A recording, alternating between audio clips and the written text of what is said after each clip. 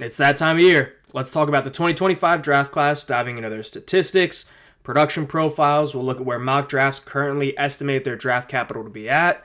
I'll give my thoughts and opinions on the players as we go and tell you where I currently rank them in terms of your Dynasty League drafts. Starting out at pick number 1, we're going to go pick number 1 estimated in the draft currently, Cam Ward out of Miami.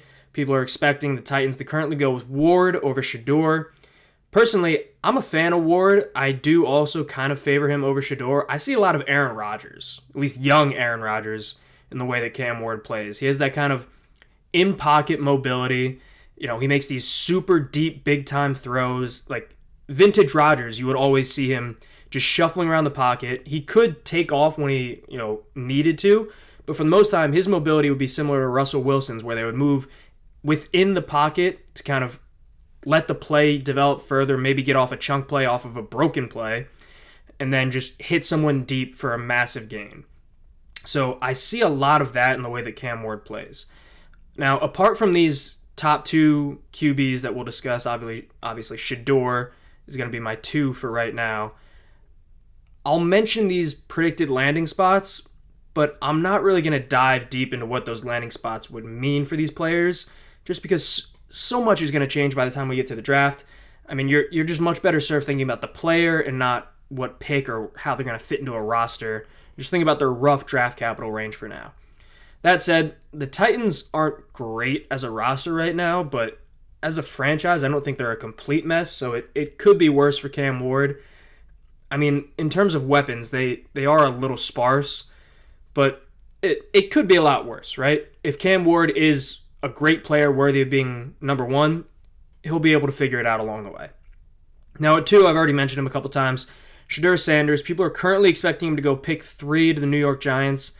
My biggest problem with Shedeur is the leadership concerns. But that said, it's a lot easier to become a better leader than it is to become a better player in the NFL, and he'd be paired up with Malik Neighbors, which is a great plus, but behind a pretty bad O-line, which I don't necessarily love. But in terms of coaching, I still trust Daboll. I know a lot of New York fans, honestly similar to the way us Pittsburgh fans are acting now, aren't too happy with their coach. Granted, Tomlin has had much more success than Daboll, but I still kind of believe in at least the coach. I don't know if I believe in the GM for the Giants. 3, though, is a player that I'm absolutely in love with. I'll be completely honest. I didn't love him that much until I looked deeper into his statistics, and I'm pretty amazed. I knew he was good. I didn't know he was this good. I'm going to probably put this in post because I forgot to look up how you say his first name, so let's hear that. Tetairoa McMillan. T-Mac out of Arizona. People are expecting him to go around pick 6 right now to the Raiders. As a true freshman, had 19% of Arizona's team receiving yards. Bumped that up to 35% as a sophomore, and then 44.5% of Arizona's receiving yards this year. That's absurd. Despite being 6'5", he's not just like a jump ball, go up and get it guy. He point blank just gets open and has just as many finesse plays as he does physical, go up and get the ball highlights. I'm personally all in on T-Mac. I love him. I mean, that 44.5%, especially in an offense that was throwing the ball at a decent clip, is absurd. It's absurd. Next one, another wide receiver, Luther Burden, estimated around pick 9 right now to the Saints. Again, though, I'm not really going to dive too much into how the team would play into his profile for me right now.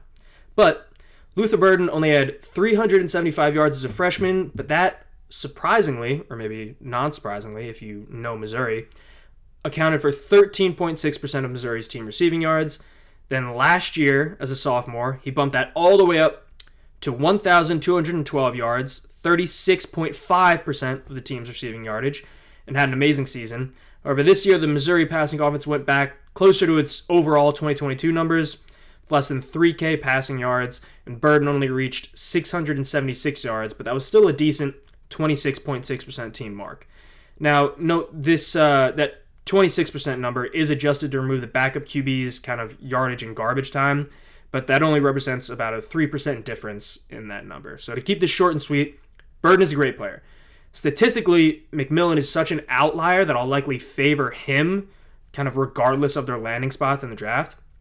but I wouldn't read too much into these lower numbers for Burden. For the most part, I'd chalk that all up to kind of scheme and the fact that Missouri just wasn't really a great passing offense, to put it, bluntly. And then for some also additional added context, Burden is only 5'11", but he does have a much more filled out frame at 205 than some of the other smaller receivers we've seen in recent drafts. He's got great speed and can stop on a dime, which you usually see a lot of, with his run after the catch production, which I do think will be more so limited at the next level. We see that a lot with great, college players that do get, amazing at run after the catch. It can be bottled up sometimes at the next level. I don't really love or hate Burden right now, but I expect to be drafted fairly high, and I'll let that NFL draft capital in his landing spot as well kind of function as my main indicator for him. Pick 5, Ashton Jeanty, estimated now at pick 12, which would be the Cowboys. Now, before we dive too deep into Jeanty, I need to kind of make it clear that I'm a huge fan of Jeanty. So, you may want to just acknowledge that before I kind of exfoliate, for lack of a better word, of how amazing he is. I think he should have won the Heisman over Travis Hunter, which reminds me, this is also a good time to mention that Hunter is not on this list since he'll likely be a cornerback in the NFL. I don't really want to draft a part-time wide receiver. You can do that if that's what you want to do, but I think he's going to be a cornerback. He'll be drafted as a cornerback. I really don't think it's worth wasting, especially a high pick on him, unless the team makes it clear that he's going to be playing wide receiver. That all said, Jeanty is a player I can't take my bias out of. He had 2,601 rushing yards this year. I'll say that again. 2,601 rushing yards this year. And that was with him not playing the second half of games. This draft class has been getting a lot of "this class isn't that good" talk, and I really don't want to hear it. We have two statistical anomalies, both in T-Mac and Jeanty, two solid QBs, and a wide receiver that's received a lot of hype during his collegiate career, despite playing for Missouri. Let's chalk that up as another anomaly. Part of the, this class isn't that good discussion comes from the perceived lack of depth, but that's just kind of par for the course. Every single year we do this, we say this class isn't that deep, and then we see draft capital come in and we're like, oh, I like this guy in the second round. I like this guy in the third round. I think is kind of a sleeper. It happens every year. We say it's not that deep. It's not that deep. It's rare that I've ever, come into a Dynasty draft and be like, oh, this is the deepest class ever. And you kind of get there after you learn about all the players. Now that I'm done with that tangent, Jeanty is going to go in the first round. We just don't know how high or where yet. And I don't say this lightly when I say that this year's running back free agent class is kind of saving the position. Saquon's season, both regular and playoffs, is like a hog on the table performance that a lot of GMs I think needed to see. Derrick Henry, is given a giant middle finger to the running back age-related drop-off. Josh Jacobs and Aaron Jones both had great seasons. All this is to say that after what felt like a low point in, running back appreciation this offseason, I think the position is going to get a lot more respect, which lends itself to Jeanty getting, great capital. As long as Jeanty lands with a team that doesn't have a bottom 5 O-line, I think my fandom is going to continue to be expressed this offseason. At 6, this one's tough, but for now, I think I'm just going to go based on the first round capital. So for these next 3 picks, I could put 8 over 6 and 7, but we'll leave it for now just based off the capital.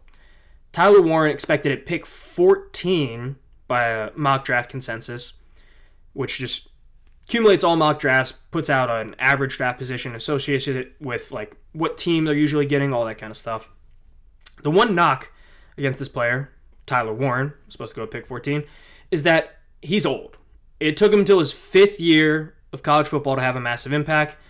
As a redshirt junior last year, he only accounted for 16% of Penn State's receiving yards. Then this year, he bumped that up to 36.7. Considering we always get told that it takes tight ends, a while to develop in the NFL, I don't want to lower Warren too harshly for needing time to make an impact at the collegiate level. That said, if he was a receiver or a running back, I'd honestly want nothing to do with him, looking at that production profile and needing all 5 years to get there. But as with all tight ends, it's just kind of weird. I don't know what to say besides that.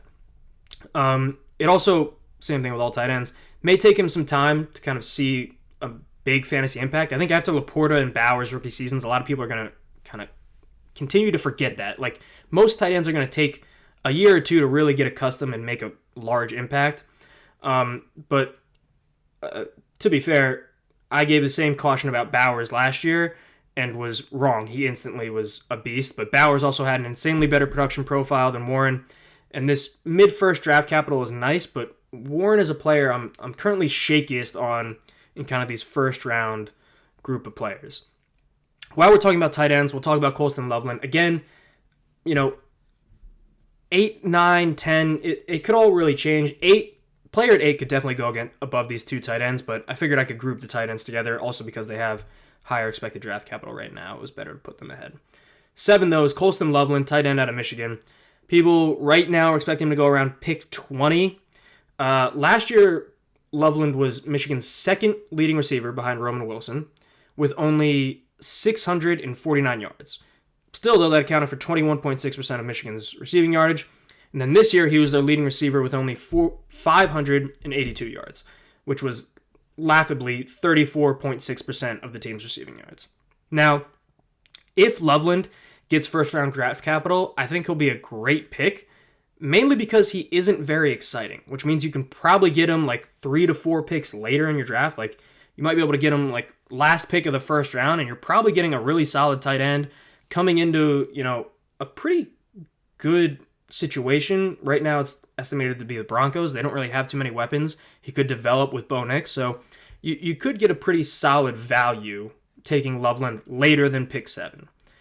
Now, 8, player I kept mentioning, could be above these two tight ends, probably would be on draft day if they were to go at these, relative pick spots. Emeka Egbuka. Currently, right now, estimated to go to the Steelers at pick 21. This is going to be the one player I'm really going to dive a little bit deeper into. Now, as a Steelers fan, I think Egbuka would be a great complement to Pickens style-wise. Whatever receiver the Steelers get in free agency or the draft is going to be huge for both players, Pickens and the receiver that they get.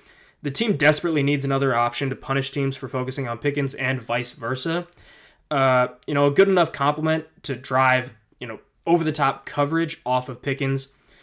Egbuka reminds me a lot of Chris Olave. Same school, kind of similar production profiles. Also, I see like very similar play styles and how they approach the position, and also how he's kind of being perceived by the Dynasty community to me. Looking at the face value of their yardage, both players had minimal production as true freshmen in the always stacked Ohio State wide receiver room. Then they explode onto the scene as sophomores, have down junior seasons, and then return to great production as seniors.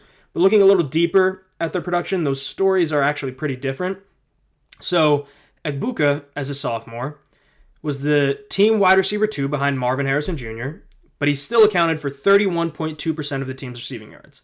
Then as a junior in 2023, he was the wide receiver 3 because he came in slightly behind Cade Stover and only accounted for 16.2% of the team's receiving yards. Then as a senior, number 2 again behind Jeremiah Smith, accounting for 25.2% of the team's receiving yards. In total, that averaged out about to a 24.2% team receiving yard share over those 3 seasons. Now looking at Chris Olave, in 2019 as a sophomore, he was the team wide receiver 1, but that only accounted for about 25.9% of the team's receiving yards. Then in 2020 as a junior, he was the wide receiver 1 again, but the Garrett Wilson hype kind of started to brew. That said, he still accounted for an increase, despite having a down year, receiving total-wise. He bumped up his share to 34.7% of the team receiving yards. And then in 2021 as a senior, he became the wide receiver 3 behind Jaxson Smith and Jigba and Garrett Wilson, ending up around the 21.1% mark. His average came out slightly higher to 27.2% over those 3 years. So we kind of see that Egbuka's sophomore and senior seasons are better than Olave's, but his junior season is far worse. At the end of the day, they still sit pretty close in their 3-year average of the team receiving yards. And in terms of how they play, they're both great deep threats that get open through their route running rather than like pure speed or physicality. Just like how Olave seemed to be the forgotten top wide receiver in his draft class, I think the Dynasty community is doing the same thing with Egbuka because neither, like, looking at their collegiate production, they're not, like, massively flashy pickups.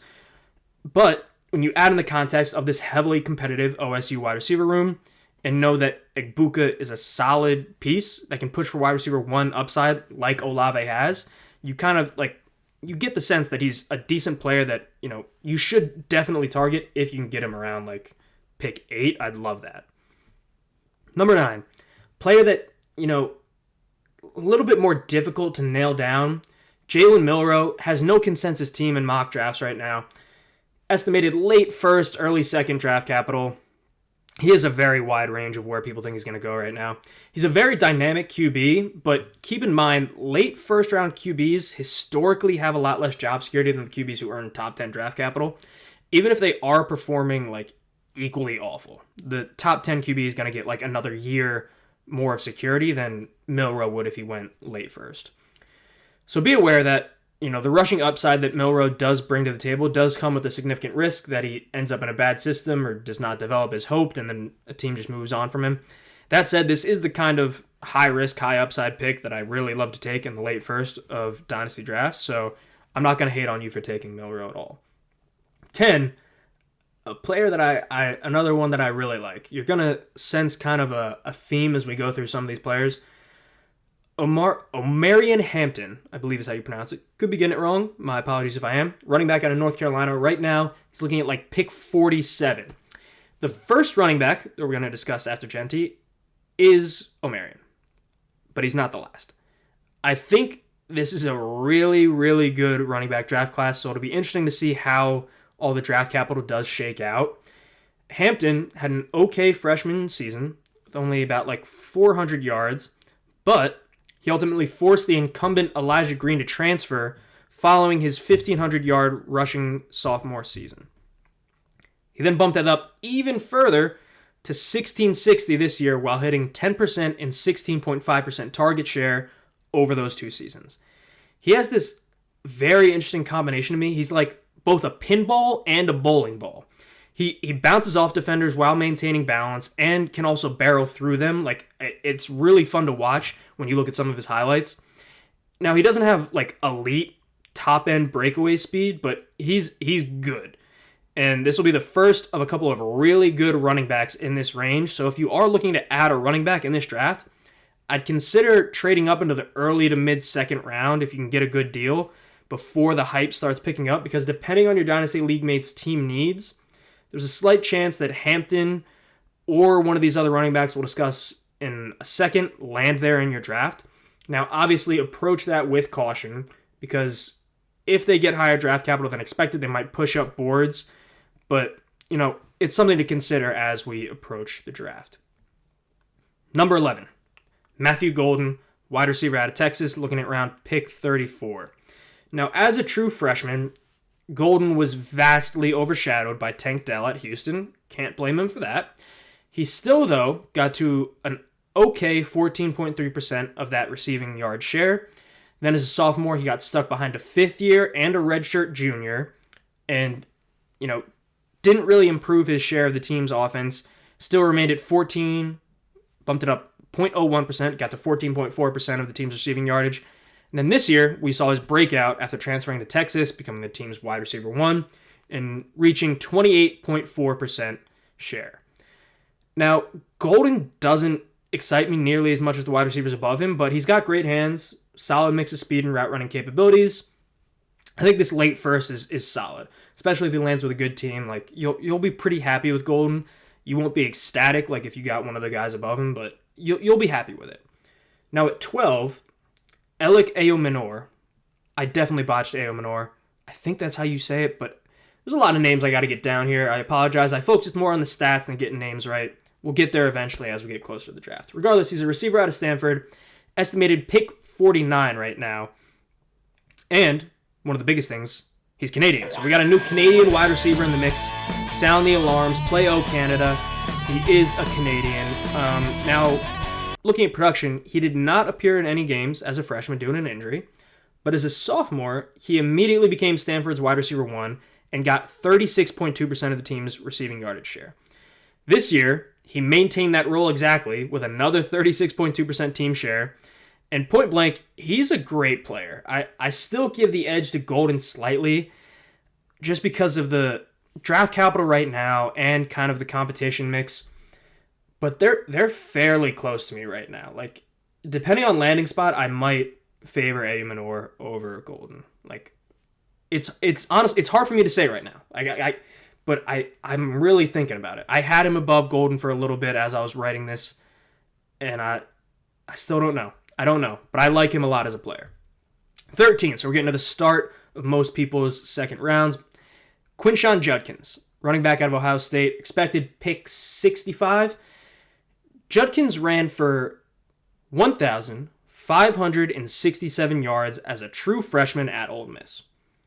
He then followed that up with 1,158 yards as a sophomore, and then 1,060 this year after transferring to Ohio State and sharing the backfield with TreVeyon Henderson. Now, the two factors that have me putting Judkins below Hampton right now are, one, the expected draft capital, which, to be fair, does not mean a lot right now, but more importantly, their target shares. Judkins hovered around the 6% target share all 3 years in college, while Omarion got up to that 16.5% that we mentioned earlier. Regardless, Judkins is a great running back. Be happy if you get him in your draft. 14, TreVeyon Henderson. Running back, Ohio State, pick 59, so actually above Judkins. TreVeyon is a player I loved after his 1,200 yards as a true freshman. He never fully recaptured that season statistically, but he got pretty close this year alongside Quinshon Judkins. Part of that lower production was due to foot injuries in 2022 and 2023, but I wouldn't be too concerned about durability issues, especially after a fully healthy 2024. But it is important for the context of his sophomore and junior seasons, so it's just something to be aware of. As a runner, TreVeyon is extremely smooth through his rushing lanes, and he has fantastic speed to pair with it. As a player, I honestly prefer him to Judkins, but right now, I don't want to let that bias speak too loud, and I have to give the nod to Judkins given his better production profile. That said, TreVeyon, another great running back in this class. Like, there are a lot of good running backs in this class. I love it. 15, Jaxson Dart, quarterback at Ole Miss, pick 47. Now, despite having that higher draft capital, the hit rate is not great on second-round QBs. That's why I have Dart a little bit lower. But if you're a QB-needy team, Dart is not the worst possible choice. He's improved every single year in college, culminating with 4,279 passing yards this year. That yearly improvement is what's really promising to me. But with all QBs, this pick's going to be highly dependent on, team need and landing spot. 16, let's talk about Dart's favorite receiver, Tre Harris. My initial thought with Harris is that I hate fifth-year players. Just point blank, I hate them.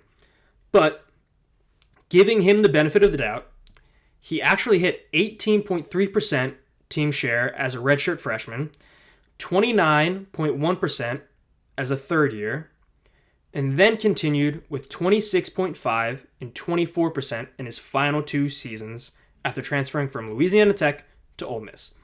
Now, I think we'll definitely have to adjust to more 4th and 5th year players in upcoming drafts with the money that college students can make now. With Harris specifically, it's nice to see that the solid share as a 2nd and 3rd year player in college, but we never saw dominance, even as like an older college ball player. So that is something that I don't love. That said, his production profile is good, but I think landing spot's going to play a key role for me with Harris.